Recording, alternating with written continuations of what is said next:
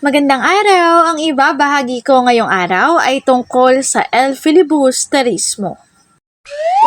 Magbasa, makinig, matuto at magsaya. Ako si Binibining Menya. Handa na ba kayo? Tara na, umpisa na nating isa-isahin at pirapirasuhin ang mga detalyeng nakapaloob dito. Maaari kong ibigay ang soft copy ng video na ito, mag-email ka lamang o kaya naman ay mag-message sa aking Facebook page. Ilalagay ko ang aking email sa gitnang bahagi ng video at ang Facebook page naman ay sa huling bahagi matatagpuan.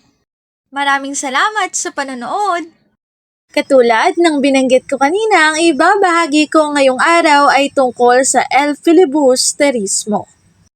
Ang kasunod na nobela ni Rizal matapos ang Noli Me Tangere ay ang El Filibusterismo. 13 taon pagkatapos ng ni Ibarra ay nagbalik siya bilang ang tauhan na si Simon, isang mayamang alahero sa El Filibusterismo.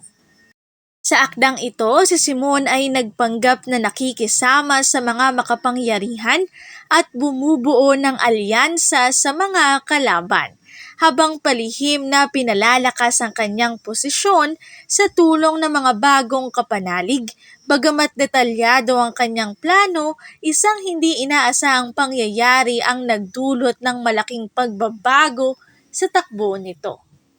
Katulad ng Noli Me Tangere, ang El Filibusterismo ay isa sa mga bantog na likha ni Jose Rizal na nagkaroon ng malaking papel sa paggising ng makabayang damdamin ng mga Pilipino.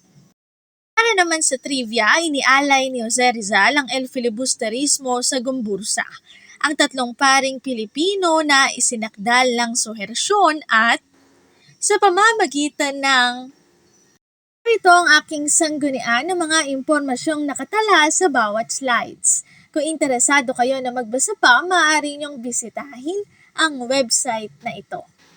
Para naman sa sanggunian ng PowerPoint template na ginamit ko ay narito ang aking sanggunian. Kung interesado kayo ay maaari niyo ring bisitahin. El Filibusterismo, dito na nagtatapos ang aking pagbabahagi. Sana ay marami kayong natutuhan. Muli magbasa, makinig, matuto at magsaya. Ako si Binibining Menya. Paalam! Paalala, ang wikang Filipino ay mapagpalaya at natin itong gamitin, mahalin at mas paunlarin.